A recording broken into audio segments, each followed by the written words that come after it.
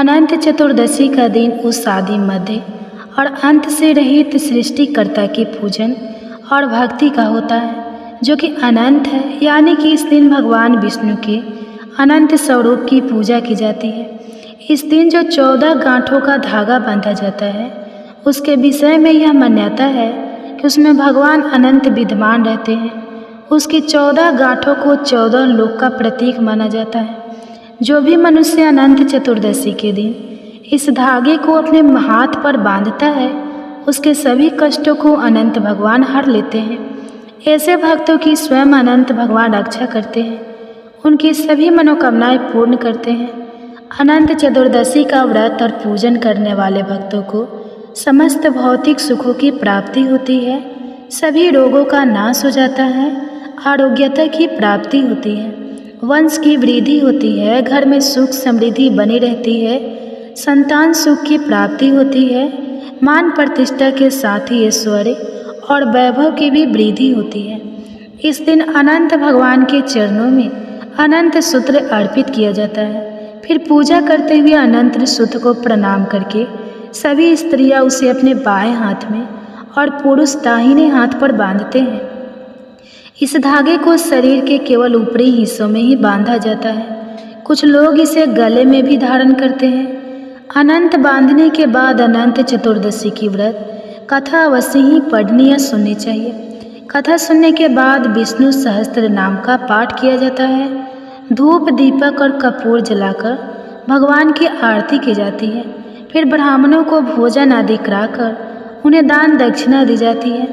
इस दिन केवल एक समय ही शुद्ध सात्विक भोजन किया जाता है। रात्रि में भजन कीर्तन करके जागरण किया जाता है। यह व्रत लगातार 14 वर्षों तक करना चाहिए। जब आपको लगे कि आप व्रत करने में सक्षम नहीं है, तो इसका उद्यापन करके ही आपको इस व्रत को छोड़ना चाहिए। अब सुनिए अनंत चतुर्दशी की संपूर्ण व्रत कथा। एक बार नैमिषारण्य तीर्थ में पुराणों के जानने वाले श्री सूत जी महाराज अपने शिष्यों और अन्य ऋषि मुनियों को श्रीमद् भागवत की कथा सुनाते हुए बोले, हे ऋषियों, जरासंध की मृत्यु के बाद महाराज युधिष्ठिर ने विशाल राजस योग का आयोजन किया। उस यज्ञ में दूर दूर से भारतवर्ष के बड़े बड़े राजा महाराजा सम्मिलित हुए। पांडवों द्वारा बसाया गया नगर इंद्रप्रस्थ बड़ा ही सुंदर था। उसका वैभव और अथापस्थ देखते ही बनता था। पांडव के लिए असुर के शिल्पी पर दानव ने बहुत ही सुंदर भवन का निर्माण किया। उसमें ऐसी कई विशेषताएं थी जो उस भवन को देखने वालों को भ्रम में डाल देती थी। उसमें जहाँ जहाँ पर अग्नि प्रज्वलित होती थी, वहाँ सब कुछ सामान्य होता। जहाँ जल होता वहाँ स्थल होने का आभास होता, और जहाँ स्थल होता वहाँ जल होने का भ्रम होता। ऐसी विशेषताओं वाले उस भवन को देखने के लिए दुर्योधन भी गया और उस भवन की भव्यता और सौंदर्य को देखकर वह भी सीमित हो गया। एक स्थान था जहाँ पर जल था, परंतु स्थल होने का आभास हो रहा था। दुर्योधन वहाँ गया तो वह जल में गिर पड़ा। उसे ऐसी अवस्था में देखकर द्रौपदी को हंसी आ गई और उसने द्रौपदी को अंधे का पुत्र अंधा कहकर उसका अपमान कर दिया। इस अपमान से दुर्योधन तिलमिला उठा। उसने पांडव और द्रौपदी को अपमानित करने और उनसे उनका राज्य छीनने की इच्छा से उन्हें चौसर खेलने का निमंत्रण दिया। उस चौसर के खेल में कपट द्वारा पांडव का राज्य छीनकर उन्हें दास बना लिया और महारानी द्रौपदी को जीतकर उन्हें दासी कहकर अपमानित किया और उनके चीरहरण का प्रयास किया। उस समय द्रौपदी के सम्मान की रक्षा स्वयं भगवान कृष्ण ने की थी। उसके बाद पांडव को 12 वर्ष की वनवास और 1 वर्ष के अज्ञातवास का प्रण निभाने के लिए कहा गया। एक सम्राट से महाराज युधिष्ठिर एक वनवासी बन गए। उनका समस्त वैभव उनके पास ले चला गया।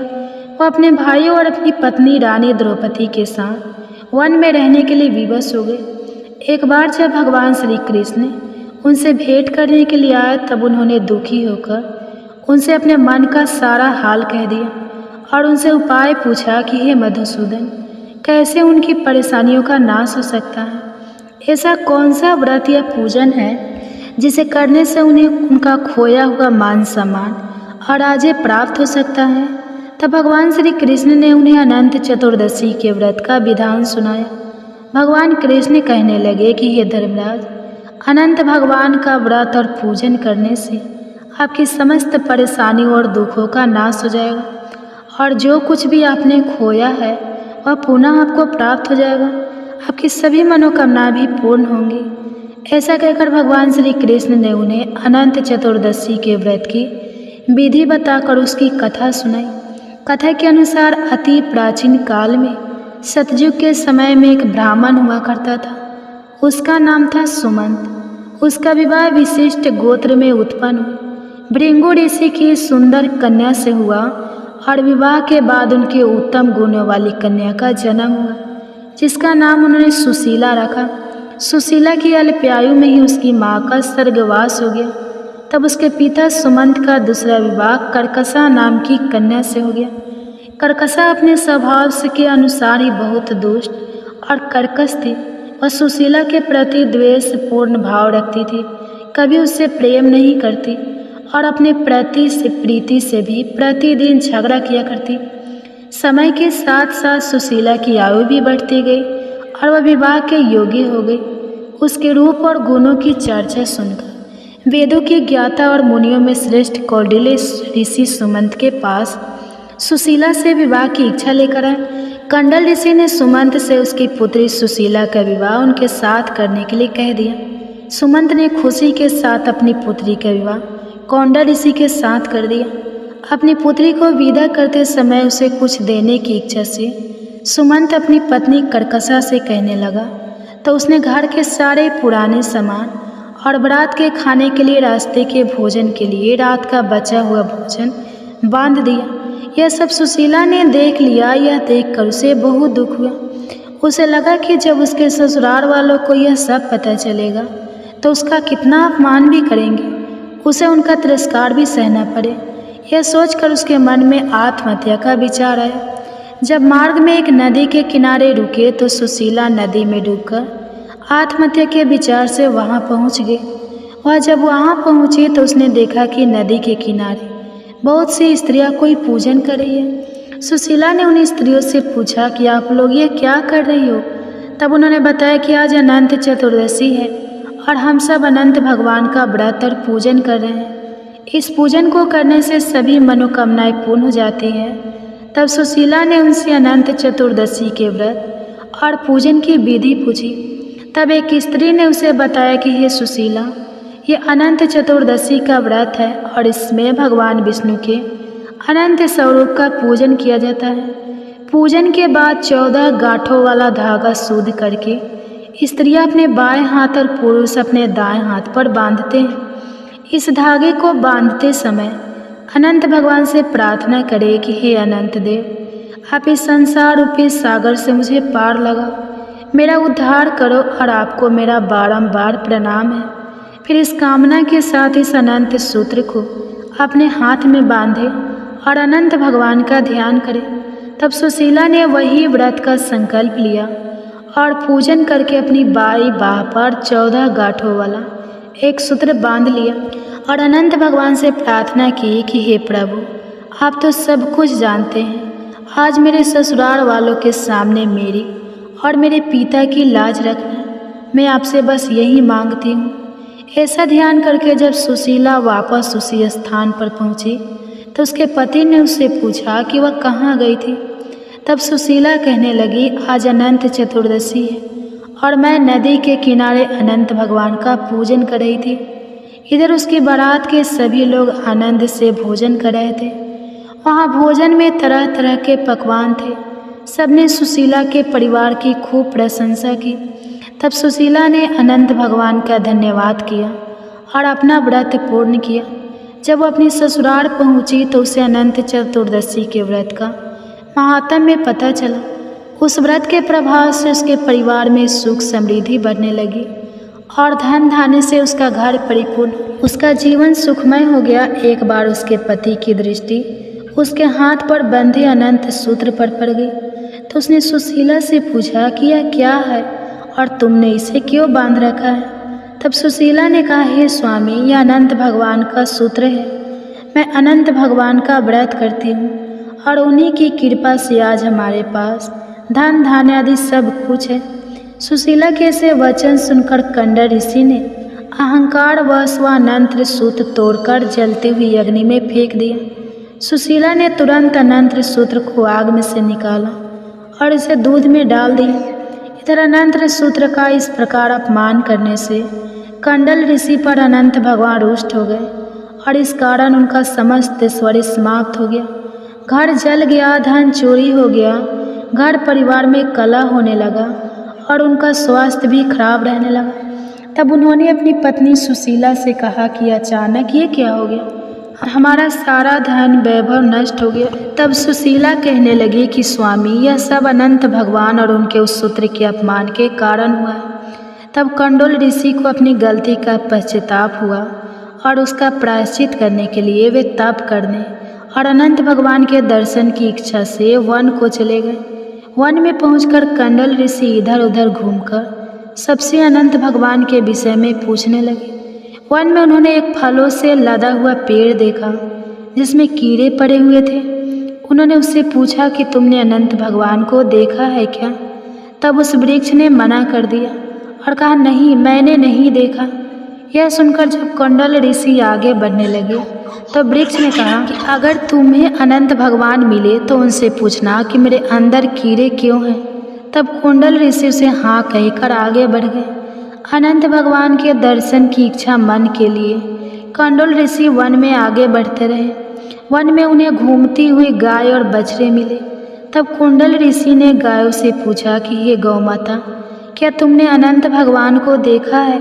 तब उस गाय ने भी मना कर दिया। आगे कुंडल ऋषि को एक बैल मिला, उसमें भी उन्होंने वही प्रश्न किया तो उस बैल ने भी मना कर दिया। उसके आगे उन्हें 2 पुष्करनियाँ मिली, उनसे भी उन्होंने वही सवाल किया। उन्होंने भी वही उत्तर दिया जो बाकी सबने दिया था। इस प्रकार कंडल ऋषि वन में आगे बढ़ते रहे और उन्हें जो भी मिलता उससे वह यही प्रश्न पूछते कि क्या आपने अनंत भगवान को देखा है? परंतु किसी से भी संतोष जानकर उत्तर ना पाकर वे बड़ी दुखी हुए और उन्होंने अपने प्राण त्यागने का निश्चय कर लिया। तब उन्होंने आत्महत्या का प्रयास किया। तभी अनंत भगवान एक ब्राह्मण के रूप में प्रकट हो गए और कुंडल ऋषि को लेकर एक गुफा के अंदर चले गए। उस गुफा के अंदर कुंडल ऋषि को बहुत सुंदर लोक दिखा। वहाँ पर चारों ओर एक दिव्य प्रकाश फैला हुआ था। वहाँ पर सभी लोग प्रसन्न थे। वहीं पर उन्हें अनंत भगवान के विश्व रूप के दर्शन हुए। एक दिव्य सिंहासन पर अनंत भगवान शंख चक्र गदा पग लिए गरुड़ के साथ विद्यमान थे। भगवान के विराट रूप को देखकर कुंडल ऋषि ने उनकी स्तुति की और अपनी गलतियों के लिए उनसे क्षमा मांगी। कुंडल ऋषि के भक्ति युक्त वचन सुनकर अनंत भगवान ने उनसे कहा, हे कुंडल, तुम किस इच्छा से मुझे खोज रहे थे? तुम भय मुक्त होकर मुझसे अपने मन की बात कहो। तब कुंडल ऋषि कहने लगे, हे प्रभु, मैंने अज्ञान और अहंकार के कारण आपका बहुत अपमान किया और आपके अनंत सूत्र को भी अग्नि में फेंक दिया, जिसके कारण मेरी सारी संपत्ति नष्ट हो गई। मेरे परिवार में अशांति फैल गई, मेरी मान प्रतिष्ठा धूमिल हो गई।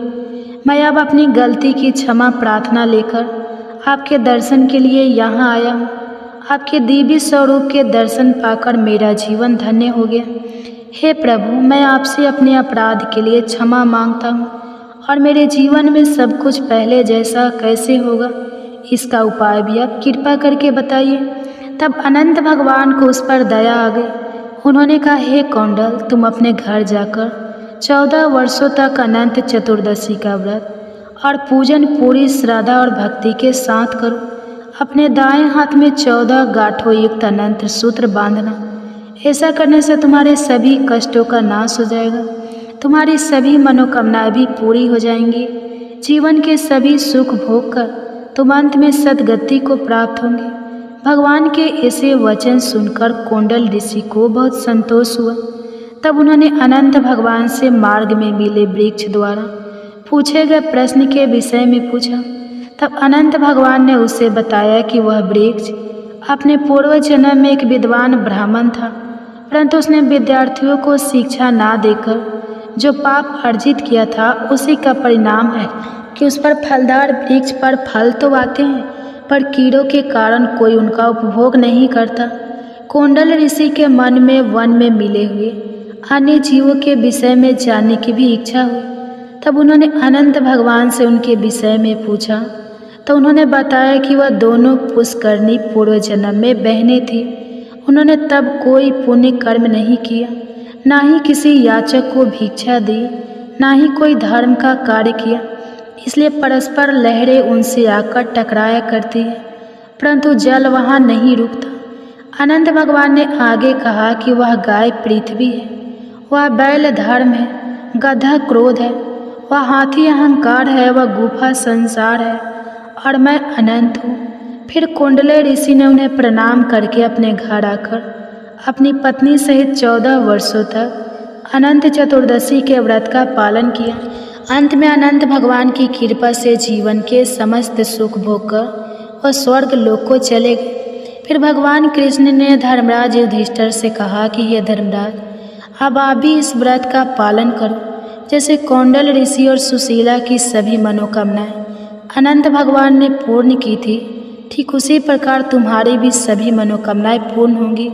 जो कुछ भी आपने खोया है वह सब आपको पुनः प्राप्त होगा। भगवान कृष्ण ने कहा, हे धर्मराज, अनंत चतुर्दशी का जो व्रत मैंने तुम्हें बताया है, उस व्रत को करने से मनुष्य अपने सभी पापों से मुक्त होकर स्वर्ग लोक को जाता है। भगवान श्री कृष्ण के कहे अनुसार तब धर्मराज युधिष्ठिर ने भी अनंत चतुर्दशी का व्रत और पूजन किया। व्रत के प्रभाव से उनके सभी मनोरथ सिद्ध हुए और महाभारत के युद्ध में जीतकर उन्हें उनका खोया हुआ यश, मान सम्मान और धन वैभव पुनः प्राप्त हो गया और मृत्यु के बाद उन्हें स्वर्ग लोक की प्राप्ति हुई। तो प्रेम से बोलिए अनंत भगवान की जय। हरे कृष्णा। प्रेम से बोलिए श्री अनंत विष्णु भगवान की जय। बोलिए श्री गणेश भगवान की जय। जय जय श्री राधे कृष्णा। श्री हरि विष्णु जी को सृष्टि का संचालक माना गया। वही भगवान श्री गणेश सभी देवी देवताओं में प्रथम पूज्य हैं। आज भाद्रपद मास के शुक्ल पक्ष की चतुर्थी तिथि, जिसे अनंत चतुर्दशी के नाम से जाना जाता है। यह पवित्र दिन भगवान श्री हरि विष्णु और भगवान श्री गणेश को समर्पित होता है। आज के दिन भगवान विष्णु और भगवान गणेश जी की पूजा करने से तथा अनंत चतुर्दशी की व्रत कथा और श्री गणेश विसर्जन की कथा को सुनने से सभी मनोकामनाओं की पूर्ति होती है। धन संपत्ति, सुख संपदा और संतान की कामना की पूर्ति होती है। इसीलिए कहते हैं हरि अनंत, हरि कथा अनंत। तो आज मैं आपको सुनाने जा रही हूँ अनंत चतुर्दशी की बड़ी ही दुर्लभ कथा। तो आप सभी भक्तजन इन कथाओं को बड़ी ही श्रद्धा और प्रसन्नचित मन से पूरा अवश्य सुनिए। एक गांव में एक वृद्ध स्त्री रहती थी। उसका कोई नहीं था। वह गोबर के उपले बनाकर बेचती थी और इसी से अपना गुजारा चलाती थी। पर उस स्त्री की एक विशेषता थी कि वह श्री कृष्ण जी की बड़ी ही भक्त थी। उठते बैठते हर समय श्री कृष्ण जी का नाम जप किया करती थी। यहाँ तक कि उपले बनाते समय भी वह श्री कृष्ण जी का नाम लिया करती थी। उस गांव के कुछ दुष्ट लोग उसकी भक्ति का उपहास करते थे और एक दिन तो उन दुष्टों ने एक रात उस वृद्ध स्त्री के सारे उपले चुरा लिए और आपस में कहने लगे कि अब देखते हैं श्री कृष्ण कैसे इसकी सहायता करते हैं। सुबह जब वह उठी तो देखती है कि सारे उपले किसी ने चुरा लिए, तो मन ही मन हंसने लगी और अपने कान्हा को कहने लगी, पहले माखन चुराते थे और मटकी फोड़ते थे, गोपियों को सताते थे, अब इस बुढ़िया के उपले छुपाकर मुझे भी सताने लगी। ठीक है, जैसी तुम्हारी इच्छा। यह कहकर उसने अगले दिन के उपले बनाना शुरू कर दिया। जब दोपहर हुई तब उसको भूख लग गई, पर घर में कुछ खाने को नहीं था। 2 गुड़ की डली थी, अतः एक अपने मुंह में डालकर पानी पी कुछ घूंट लेकर लेटने चली गई। भगवान तो भक्त वत्सल होते हैं, इसलिए अपने भक्तों को कष्ट होता देखकर वे विचलित हो जाते हैं। उनसे उस वृद्ध साधिका के कष्ट सहन नहीं हो पा रहे थे। तब भगवान श्री कृष्ण जी ने सोचा कि उसकी सहायता करने से पहले उसकी परीक्षा ली जाए। इसलिए वे एक साधु का वेश धारण कर उसके घर पहुँचे और कुछ खाने को मांगने लगे। वृद्ध स्त्री को अपने घर आए साधु को देखकर बहुत आनंद हुआ, पर घर में कुछ खाने को नहीं था। यह सोचकर उसे दुख भी बहुत हुआ। तब उसने गुड़ की इकलौती डाली जो उसके पास बच गई थी, बाबा को शीतल जल के साथ खाने को दे दी। बाबा उस स्त्री के त्याग को देखकर बहुत प्रसन्न हुए, और जब वृद्ध स्त्री ने बाबा को अपना सारा वृतांत सुनाया तो बाबा उन्हें सहायता का आश्वासन देकर चले गए और गांव के सरपंच के यहाँ पहुँचे। सरपंच ने कहा, सुना है इस गांव के बाहर जो वृद्ध स्त्री रहती है उसके उपले किसी ने चुरा लिए हैं। मेरे पास एक सिद्धि है, यदि गांव के सभी लोग अपने उपले ले आए तो मैं अपनी सिद्धि के द्वारा उस वृद्ध स्त्री के सारे उपले अलग कर दूंगा। सरपंच एक भला व्यक्ति था, उसे भी वृद्ध स्त्री के उपले चोरी होने का बड़ा दुख था, इसलिए उन्होंने साधु बाबा रूपी कृष्ण की बात तुरंत मान ली और गांव में ढंढोरा पिटवा दिया कि सब अपने घर के उपले तुरंत गांव की चौपाल पर जाकर रख दें। जिन दुष्ट लोगों ने चोरी की थी उन्होंने भी वृद्ध स्त्री के उपले अपने उपले में मिलाकर उस डेयरी में एकत्रित कर दिए। उन्हें लगा कि यह सब उपले तो एक जैसे होते हैं, अतः साधु बाबा कैसे पहचान पाएंगे। दुष्टों को ईश्वर की लीला और शक्ति दोनों पर ही विश्वास नहीं था। साधु वेशधारी श्री कृष्ण ने सब उपलों को अपने कान से लगाया और वृद्ध स्त्री के उपले अलग कर दिए। वृद्ध स्त्री अपने उपलों को तुरंत पहचान गई और उसकी प्रसन्नता का तो ठिकाना ही नहीं था। वे अपने अपने उठाकर उपले साधु बाबा को नमस्कार करके चली गई। जिन दुष्टों ने वृद्ध स्त्री के उपले चुराए थे उन्हें यह समझ में नहीं आया कि बाबा ने कान में उपलों को लगाकर कैसे पहचान लिया। इसलिए जब बाबा गांव के कुछ दूर निकल आए तो वे दुष्ट बाबा से इसका कारण जानने के लिए पहुँचे। बाबा ने सरलता से कहा कि वृद्ध स्त्री सतत ईश्वर का नाम जप करती थी और उसके नाम में इतनी शक्ति थी कि वह उपलों में भी चला गया कान लगाकर वे यह सुन रहे थे कि किन उपलों से कृष्ण का नाम निकलता है, और जिन उपलों से श्री कृष्ण का नाम निकल रहा था मैंने उनको अलग कर दिया। यह सुनकर वे दुष्ट लोग बाबा के चरणों में गिर पड़े और सदैव के लिए भगवान के भक्त हो गए।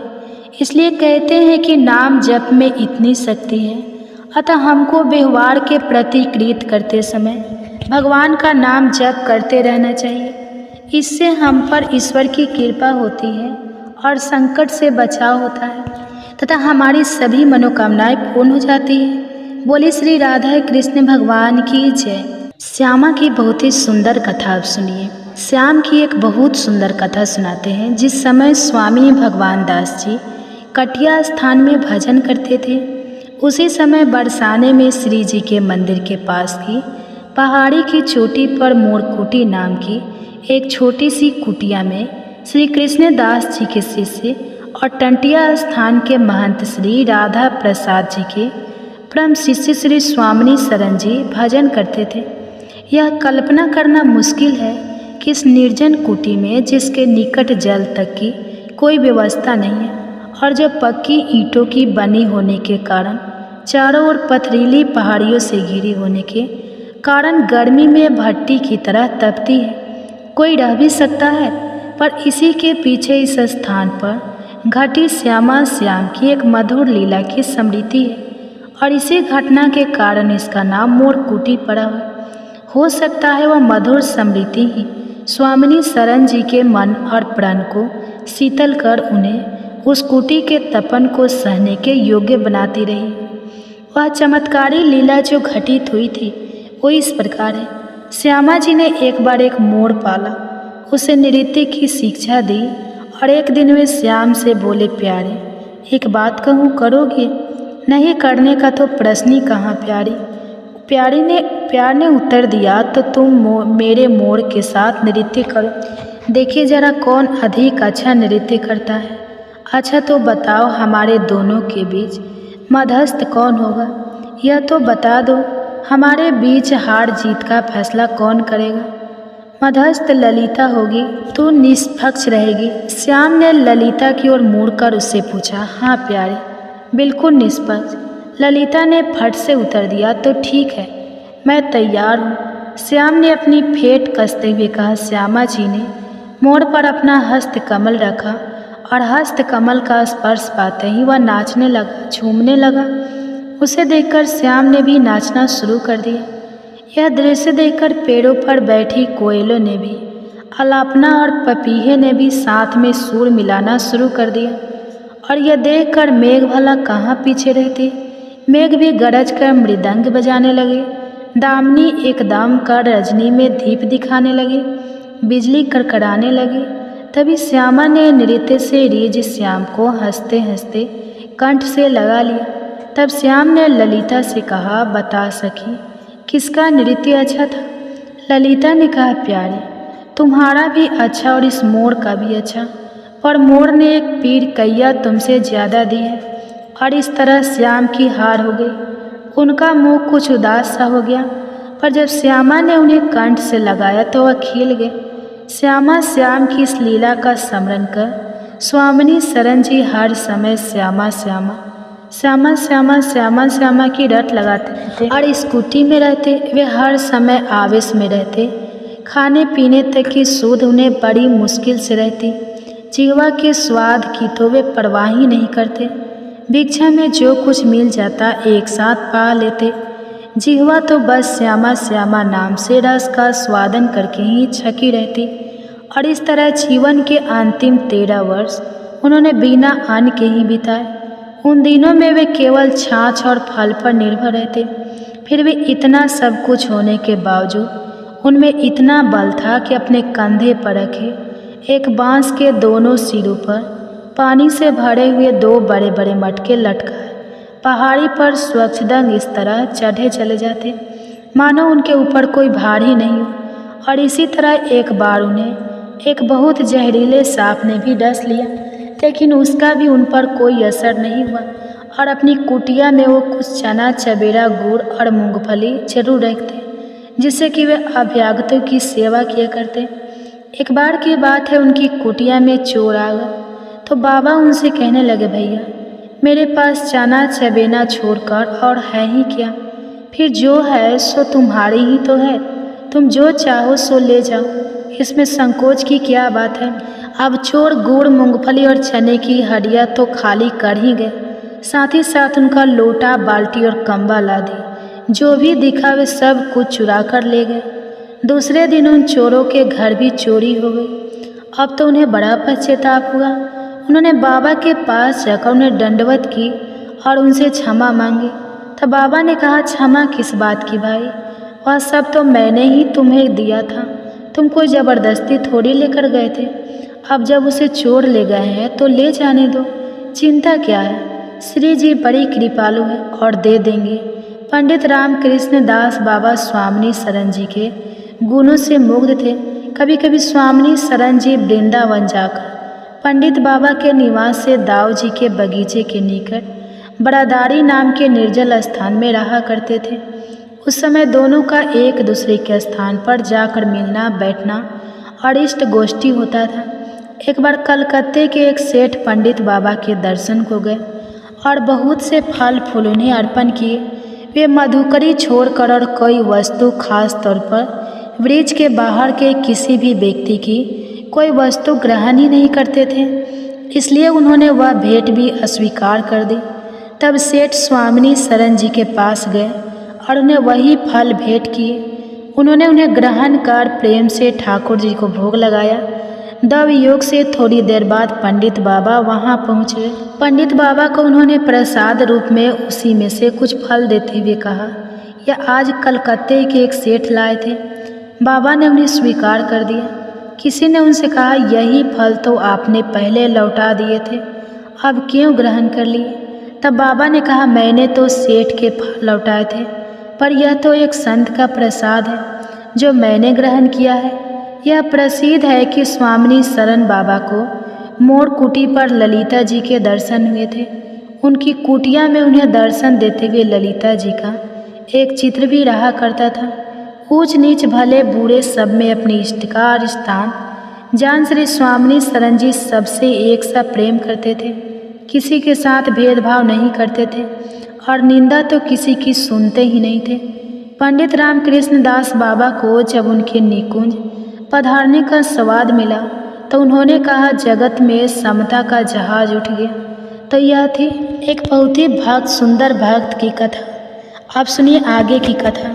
आज से लगभग 400 वर्ष पहले दिल्ली में मारमेस्टी नाम का एक काले रंग का कुबड़ा और कमजोर दर्जी रहता था।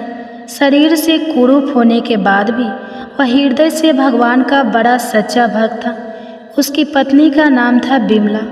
उसके एक बेटा और 2 बेटियां थीं। उसे अपनी पत्नी, अपनी संतान आदि से कोई मोह नहीं था। भगवान नाम में उसकी प्रीति तो अपार थी। कपड़े सिलते सिलते वह हमेशा नाम जप किया करता। भक्त होने के साथ साथ परमेष्टि अपने काम में बड़ा निपुण भी था। सिलाई के बारीक काम के लिए वो बहुत प्रसिद्ध था। बड़े बड़े अमीर नवाब उसी से अपने वस्त्र सिलवाते थे। बादशाह को भी उसी के सिले हुए वस्त्र पसंद आते। एक बार बादशाह के सिंहासन के नीचे 2 बढ़िया गलीचे उनके पैर रखने के लिए बिछाए गए, लेकिन बादशाह को वे गलीचे पसंद नहीं आए। उन्होंने 2 तकिए बनवाने का विचार किया। बहुमूल्य मखमल मंगाकर उस पर सोने के तारों के सहारे हीरे मणिक मोती आदि जरवाए गए। जराऊ काम बादशाह को पसंद आ गया। परमेष्टि को बुलाकर बादशाह ने वह कपड़ा उन्हें दिया और उसके 2 तकिए बनाने का आदेश दिया। परमेष्टि वो रत्न निजित वस्त्र लेकर घर आ गए। घर आकर परमेष्टि ने उस वस्त्र के 2 खोल बनाए। दोनों में इत्र से सुगंधित रुई भरी। तकियों के ऊपर रत्नों के बने हुए फूल पत्ते जगमग करने लगे और इत्र की सुगंध से पूरा घर भर गया। ऐसे तकिए भला दर्जी अपने घर में कैसे रखे। वह उन्हें बादशाह के यहाँ ले जाने को उठ खड़ा हुआ। तकियों को उठाकर हाथ में लेते ही परमेष्टि ने ध्यान से उन रत्नों की छटा देखी तो उनके मन में कहा, आह, कितने सुंदर है यह तकिए। क्या यह एक सामान्य मनुष्य के योग्य है? इनके अधिकारी तो भगवान वासुदेव ही हैं। जैसे जैसे इत्र की सुगंध नाक में पहुँचने लगी वैसे वैसे यह विचार मन में और दृढ़ होने लगा। मन में अब द्विंद चलने लगा। वो कारीगरी किस काम की जो भगवान की सेवा ही में ना लगे।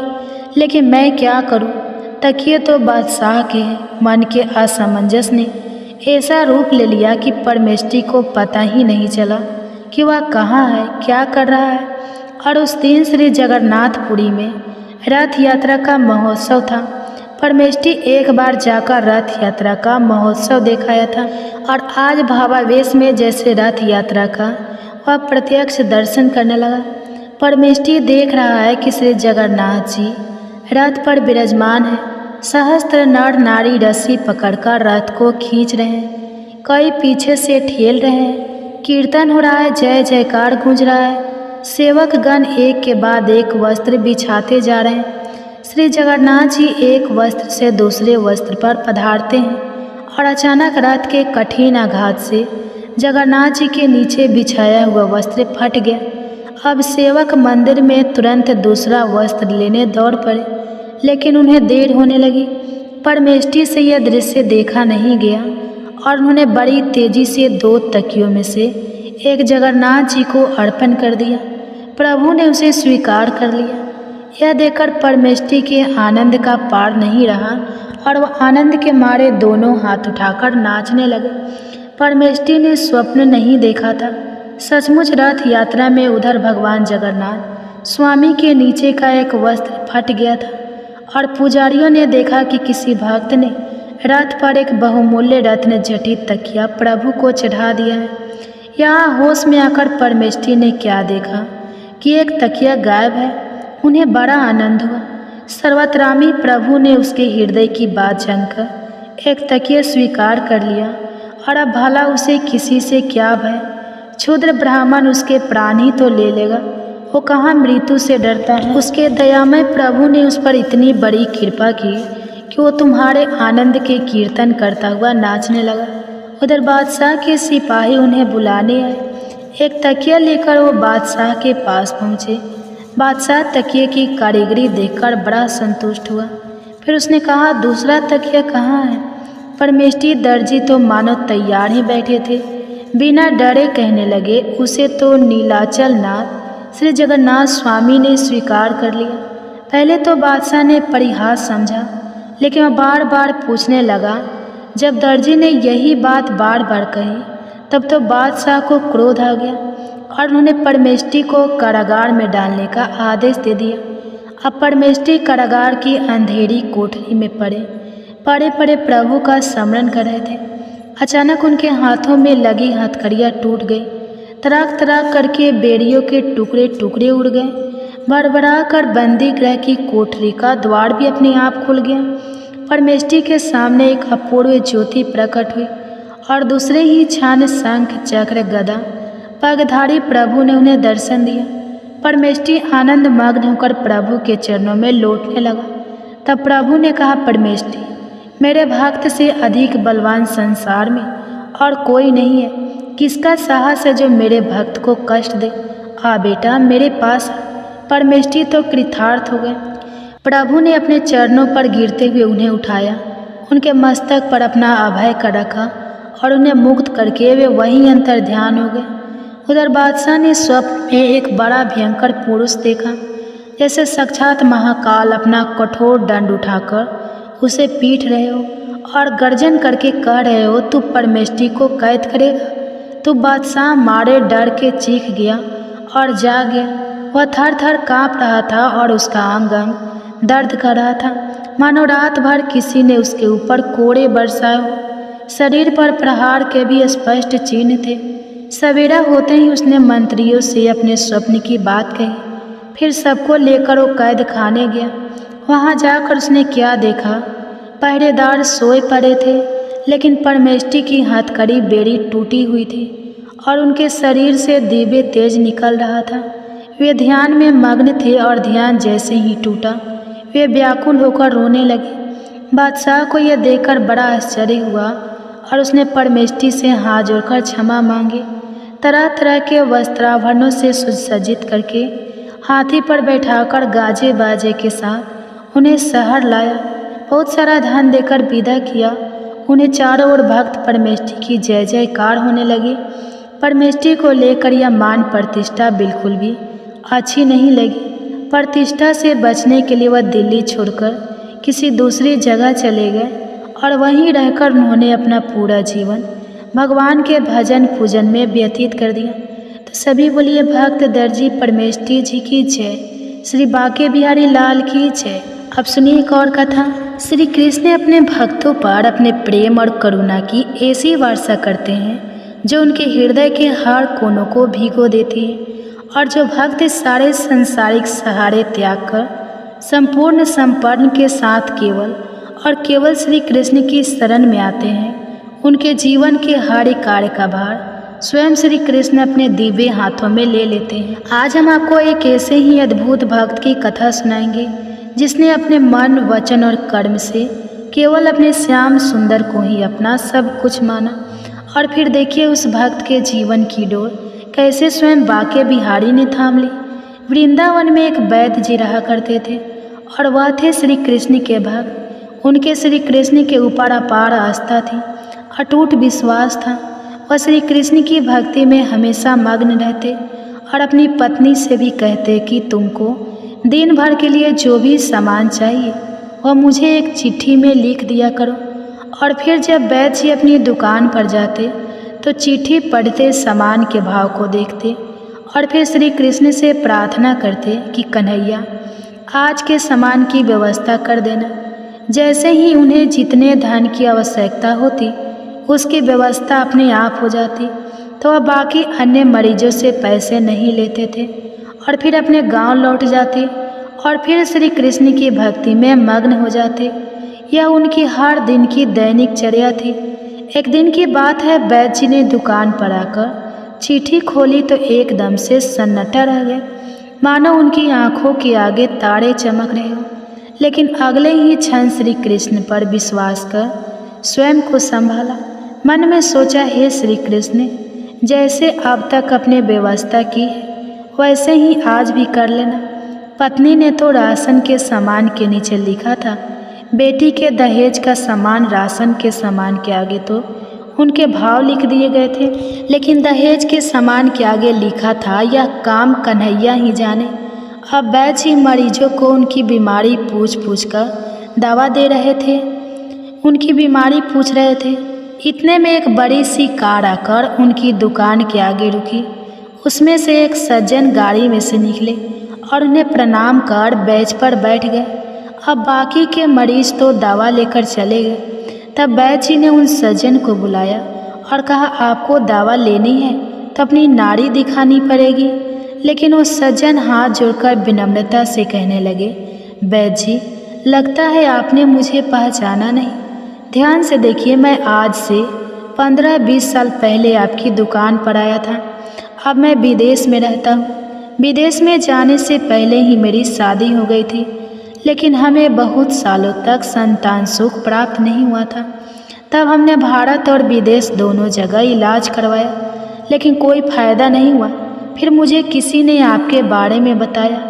आपने मुझे तसल्ली दी थी और कहा था कि निराश नहीं होते, क्योंकि श्री कृष्ण के खजाने में किसी चीज़ का अभाव नहीं है। खुशी, गमी, जीवन, मृत्यु, यह सभी तो ईश्वर के हाथों में ही है। तुम भगवान पर भरोसा रखो। अगर कन्हैया की कृपा हुई तो तुमको संतान सुख भी अवश्य मिलेगा। तब वैद्य जी आपने मुझे दवाई की एक पुड़िया बना कर दी और उसे खाने की विधि भी बता दी। आपने उन पुड़ियों के लिफाफों पर श्री राधा कृष्णा का नाम लिखकर मुझे दिया था। वैद्य जी, क्या आपको अभी याद नहीं आया? जब दवा लेने के बाद मैंने आपसे दवा के पैसे पूछे थे तो आपने कहा था, अरे पैसे देने की ज़रूरत नहीं है। लेकिन जब मैंने पैसे देने के लिए जोर डाला तो आप कहने लगे कि मैंने तो आज का खाता बंद कर दिया है, अब मुझे किसी भी मरीज से पैसे नहीं चाहिए। तब उस समय मुझे यह बात समझ नहीं आई, तो आपने बताया कि मैंने अपने घर के खर्च के लिए जितनी रकम आज श्री कृष्ण से मांगी थी वह तो मुझे मिल चुकी है। अब आने वाले किसी भी मरीज से मैं एक पैसा भी नहीं ले सकता, क्योंकि यही मेरा नियम है। तब आपके विचार सुनकर वैद्य जी मैं बहुत प्रभावित हुआ और मैं आपको प्रणाम कर लौट गया। फिर घर जाकर मैंने अपनी पत्नी को सारी बात बताई तो वह कहने लगी, वो वैद्य जी जरूर कोई देवता पुरुष होंगे, उन पर विश्वास करो। और फिर उसने विश्वास करके वह दवाई खा ली। उसके बाद मेरे 3 बच्चे हुए। हम पति पत्नी विदेश में रहकर भी हर समय आपको धन्यवाद देते हैं। वैद्य जी, मैं तो पत्नी और बच्चों के साथ विदेश में ही रहता हूँ, लेकिन वृंदावन में यहाँ मेरी एक विधवा बहन रहती थी। मैं परिवार सहित अपनी भांजी की शादी के लिए वृंदावन आया हूँ। अपनी भांजी की शादी के दहेज का सारा सामान का खर्च मैंने ही उठाया है। दहेज का सारा सामान इकट्ठा हो चुका था, लेकिन अचानक बीमार होने के कारण मेरी भांजी की मृत्यु हो गई। और भांजी की मृत्यु के बाद मुझे ना जाने क्यों आपकी बिटिया का ख्याल आया, क्योंकि जब मैं आपसे दवाई लेने आया था तब आपकी बिटिया का जन्म हुआ था। तब मैंने आपकी बिटिया को देखा था। मुझे लगा अब तो वह भी विवाह के योग्य हो गई होगी, इसलिए मैंने और मेरे परिवार ने निश्चय किया कि आपसे पूछकर दहेज का सारा सामान आपके घर भिजवा दिया जाए। मैं शादी के बाकी के खर्चों के लिए नकदी पैसे भी देना चाहता हूँ। और वैद्य जी, मेरी आपसे विनती है, आप मना मत करना। उनकी बातें सुनकर वैद्य जी हैरान रह गए। अब वैद्य जी ने पत्नी की लिखी हुई चिट्ठी उन सज्जन को दिखा दी। वैद्य जी कहने लगे, जब सुबह मैंने दुकान पर आकर चिट्ठी खोली तो पत्नी ने राशन के सामान के बाद लिखा था बेटी के दहेज का सामान। मैंने भी उसके आगे लिख दिया कि यह काम तो कन्हैया ही जाने, और मेरे जीवन में आज तक कभी ऐसा नहीं हुआ कि जो चिट्ठी पर लिखा है वह मुझे मिला ना हो। चिट्ठी पढ़कर सज्जन भी वैद्य जी का मुख देखने लगे। तब वैद्य जी बोले कि मुझे आपकी भांजी की मृत्यु का बहुत दुख है, लेकिन मैं तो हैरान हूँ कि कन्हैया अपने कैसे कैसे रंग दिखाता है। चिट्ठी देखकर वह सज्जन भी हैरान थे। वैद्य जी कहने लगे, मुझे अब जो भी मिला है मेरे उस कन्हैया की कृपा से ही मिला है। तो ऐसे हमारे प्रिय श्री कृष्ण, तभी तो कहते हैं भक्ति ऐसी होनी चाहिए कि अगर कोई कष्ट भक्त पर आए तो चिंता भगवान को हो कि मेरे इस प्रिय भक्त को इस दुख से मुक्त कैसे करूं। जब प्रेम और विश्वास अटूट हो तो भक्त की हर पीड़ा, हर चिंता श्री कृष्ण का अपना बोझ बन जाती है और फिर स्वयं माधव आगे बैठकर उसे दूर कर ही देते हैं। तो यह थी भगवान विष्णु की कथा। अब आप सुनिए अनंत भगवान की कथा। अनंत चतुर्दशी की हार्दिक शुभकामनाएं।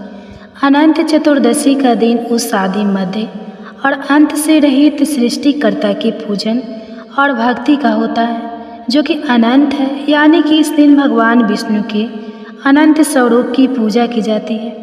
इस दिन जो 14 गांठों का धागा बांधा जाता है, उसके विषय में यह मान्यता है कि उसमें भगवान अनंत विद्यमान रहते हैं। उसकी 14 गांठों को 14 लोक का प्रतीक माना जाता है। जो भी मनुष्य अनंत चतुर्दशी के दिन इस धागे को अपने हाथ पर बांधता है, उसके सभी कष्टों को अनंत भगवान हर लेते हैं। ऐसे भक्तों की स्वयं अनंत भगवान रक्षा करते हैं, उनकी सभी मनोकामनाएं पूर्ण करते हैं। अनंत चतुर्दशी का व्रत और पूजन करने वाले भक्तों को समस्त भौतिक सुखों की प्राप्ति होती है, सभी रोगों का नाश हो जाता है, आरोग्यता की प्राप्ति होती है, वंश की वृद्धि होती है, घर में सुख समृद्धि बनी रहती है, संतान सुख की प्राप्ति होती है, मान प्रतिष्ठा के साथ ही ऐश्वर्य और वैभव की भी वृद्धि होती है। इस दिन अनंत भगवान के चरणों में अनंत सूत्र अर्पित किया जाता है। फिर पूजा करते हुए अनंत सूत्र को प्रणाम करके सभी स्त्रियां उसे अपने बाएं हाथ में और पुरुष दाहिने हाथ पर बांधते हैं। इस धागे को शरीर के केवल ऊपरी हिस्सों में ही बांधा जाता है। कुछ लोग इसे गले में भी धारण करते हैं। अनंत बांधने के बाद अनंत चतुर्दशी की व्रत कथा अवश्य ही पढ़नी या सुननी चाहिए। कथा सुनने के बाद विष्णु सहस्त्र नाम का पाठ किया जाता है। धूप दीपक और कपूर जलाकर भगवान की आरती की जाती है। फिर ब्राह्मणों को भोजन आदि कराकर उन्हें दान दक्षिणा दी जाती है। इस दिन केवल एक समय ही शुद्ध सात्विक भोजन किया जाता है। रात्रि में भजन कीर्तन करके जागरण किया जाता है। यह व्रत लगातार 14 वर्षों तक करना चाहिए। जब आपको लगे कि आप व्रत करने में सक्षम नहीं है, तो इसका उद्यापन करके ही आपको इस व्रत को छोड़ना चाहिए। अब सुनिए अनंत चतुर्दशी की संपूर्ण व्रत कथा। एक बार नैमिषारण्य तीर्थ में पुराणों के जानने वाले श्री सूत जी महाराज अपने शिष्यों और अन्य ऋषि मुनियों को श्रीमद् भागवत की कथा सुनाते हुए बोले, हे ऋषियों, जरासंध की मृत्यु के बाद महाराज युधिष्ठिर ने विशाल राजस योग का आयोजन किया। उस यज्ञ में दूर दूर से भारतवर्ष के बड़े बड़े राजा महाराजा सम्मिलित हुए। पांडवों द्वारा बसाया गया नगर इंद्रप्रस्थ बड़ा ही सुंदर था। उसका वैभव और अथापस्थ देखते ही बनता था। पांडव के लिए असुर के शिल्पी पर दानव ने बहुत ही सुंदर भवन का निर्माण किया। उसमें ऐसी कई विशेषताएं थी जो उस भवन को देखने वालों को भ्रम में डाल देती थी। उसमें जहाँ जहाँ पर अग्नि प्रज्वलित होती थी, वहाँ सब कुछ सामान्य होता। जहाँ जल होता वहाँ स्थल होने का आभास होता, और जहाँ स्थल होता वहाँ जल होने का भ्रम होता। ऐसी विशेषताओं वाले उस भवन को देखने के लिए दुर्योधन भी गया और उस भवन की भव्यता और सौंदर्य को देखकर वह भी सीमित हो गया।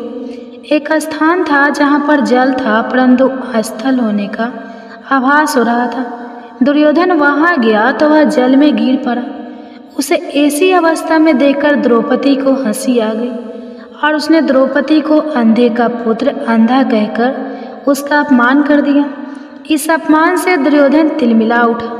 उसने पांडव और द्रौपदी को अपमानित करने और उनसे उनका राज्य छीनने की इच्छा से उन्हें चौसर खेलने का निमंत्रण दिया। उस चौसर के खेल में कपट द्वारा पांडव का राज्य छीनकर उन्हें दास बना लिया और महारानी द्रौपदी को जीतकर उन्हें दासी कहकर अपमानित किया और उनके चीरहरण का प्रयास किया। उस समय द्रौपदी के सम्मान की रक्षा स्वयं भगवान कृष्ण ने की थी। उसके बाद पांडव को 12 वर्ष की वनवास और 1 वर्ष के अज्ञातवास का प्रण निभाने के लिए कहा गया। एक सम्राट से महाराज युधिष्ठिर एक वनवासी बन गए। उनका समस्त वैभव उनके पास ले चला गया। वो अपने भाइयों और अपनी पत्नी रानी द्रौपदी के साथ वन में रहने के लिए विवश हो गए। एक बार जब भगवान श्री कृष्ण उनसे भेंट करने के लिए आए, तब उन्होंने दुखी होकर उनसे अपने मन का सारा हाल कह दिया और उनसे उपाय पूछा कि हे मधुसूदन, कैसे उनकी परेशानियों का नाश हो सकता है। ऐसा कौन सा व्रत या पूजन है जिसे करने से उन्हें उनका खोया हुआ मान सम्मान और राज्य प्राप्त हो सकता है। तब भगवान श्री कृष्ण ने उन्हें अनंत चतुर्दशी के व्रत का विधान सुनाया। भगवान कृष्ण कहने लगे कि हे धर्मराज, अनंत भगवान का व्रत और पूजन करने से आपकी समस्त परेशानियों और दुखों का नाश हो जाएगा और जो कुछ भी आपने खोया है वह पुनः आपको प्राप्त हो जाएगा। आपकी सभी मनोकामनाएं भी पूर्ण होंगी। ऐसा कहकर भगवान श्री कृष्ण ने उन्हें अनंत चतुर्दशी के व्रत की विधि बताकर उसकी कथा सुनाई। कथा के अनुसार अति प्राचीन काल में सतयुग के समय में एक ब्राह्मण हुआ करता था। उसका नाम था सुमंत। उसका विवाह विशिष्ट गोत्र में उत्पन्न हुआ भृंगु ऋषि की सुंदर कन्या से हुआ और विवाह के बाद उनके उत्तम गुणों वाली कन्या का जन्म हुआ, जिसका नाम उन्होंने सुशीला रखा। सुशीला की अल्पायु में ही उसकी माँ का स्वर्गवास हो गया। तब उसके पिता सुमंत का दूसरा विवाह कर्कशा नाम की कन्या से हो गया।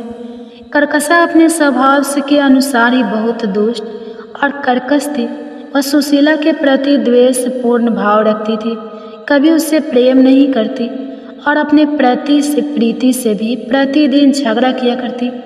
समय के साथ साथ सुशीला की आयु भी बढ़ती गई और वह विवाह के योग्य हो गई। उसके रूप और गुणों की चर्चा सुनकर वेदों के ज्ञाता और मुनियों में श्रेष्ठ कौंडिल्य ऋषि सुमंत के पास सुशीला से विवाह की इच्छा लेकर आए। कंडल ऋषि ने सुमंत से उसकी पुत्री सुशीला का विवाह उनके साथ करने के लिए कह दिया। सुमंत ने खुशी के साथ अपनी पुत्री का विवाह कौंडल ऋषि के साथ कर दिया। अपनी पुत्री को विदा करते समय उसे कुछ देने की इच्छा से सुमंत अपनी पत्नी कर्कशा से कहने लगा, तो उसने घर के सारे पुराने सामान और बारात के खाने के लिए रास्ते के भोजन के लिए रात का बचा हुआ भोजन बांध दिया। यह सब सुशीला ने देख लिया। यह देखकर उसे बहुत दुख हुआ।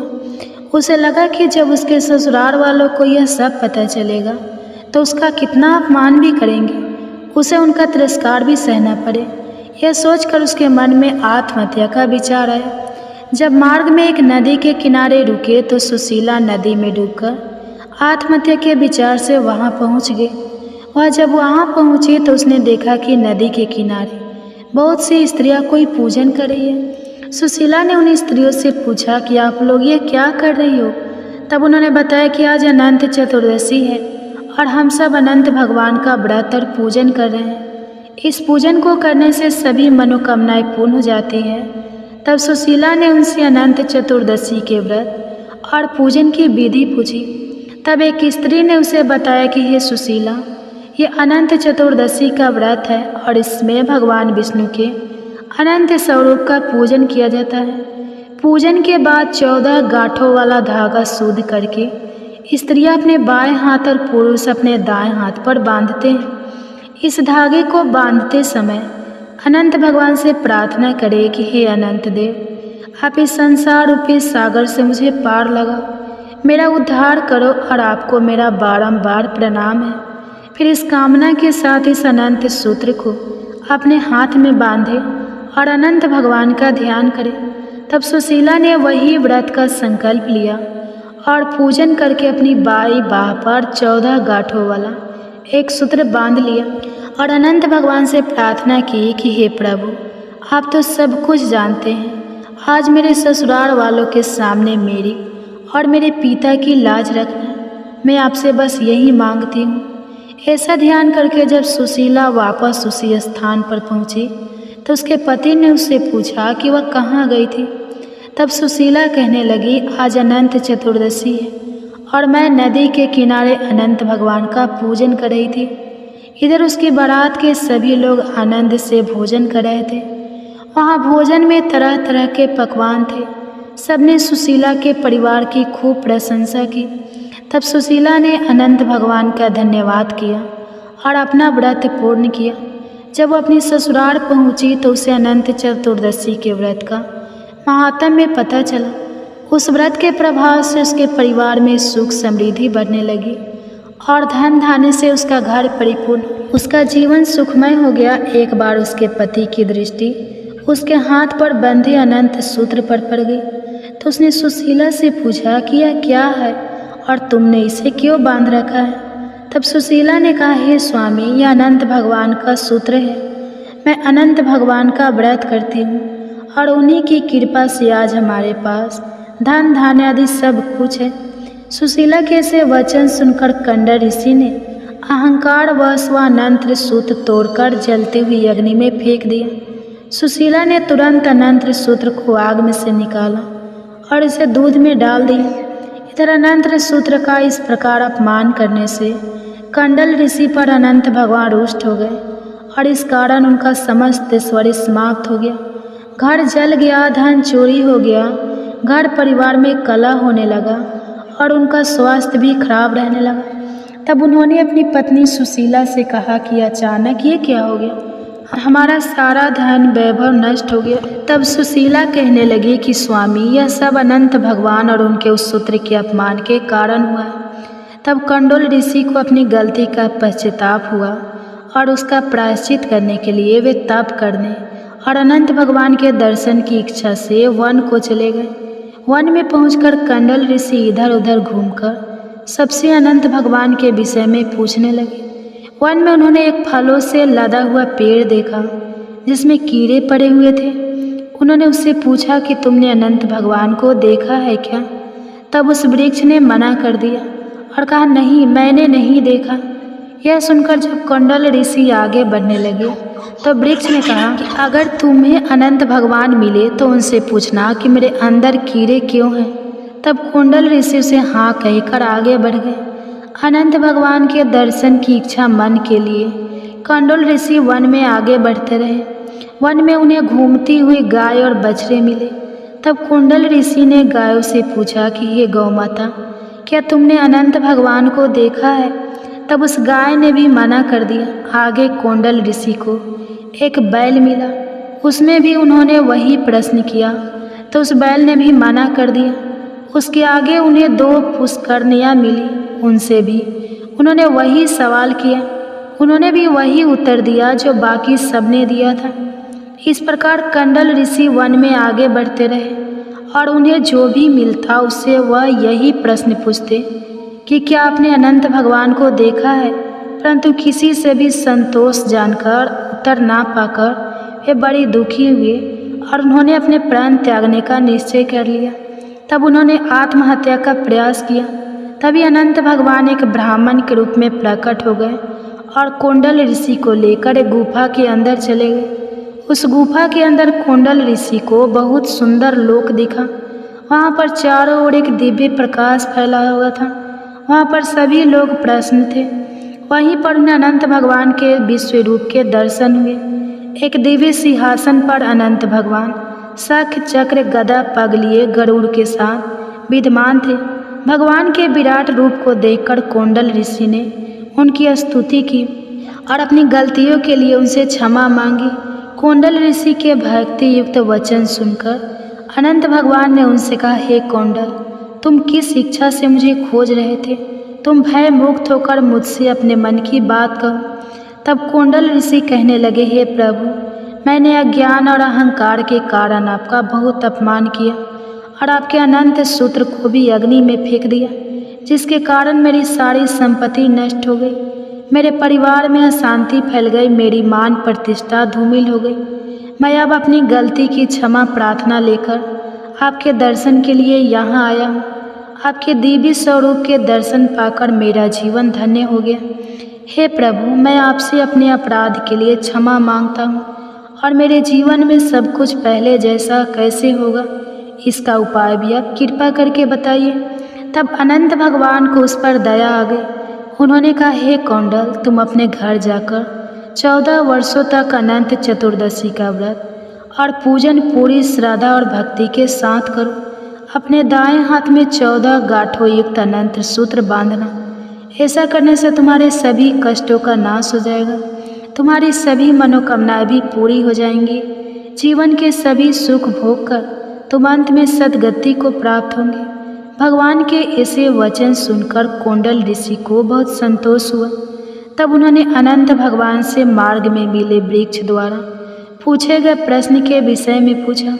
तब अनंत भगवान ने उसे बताया कि वह वृक्ष अपने पूर्व जन्म में एक विद्वान ब्राह्मण था, परंतु उसने विद्यार्थियों को शिक्षा ना देकर जो पाप अर्जित किया था, उसी का परिणाम है कि उस पर फलदार वृक्ष पर फल तो आते हैं, पर कीड़ों के कारण कोई उनका उपभोग नहीं करता।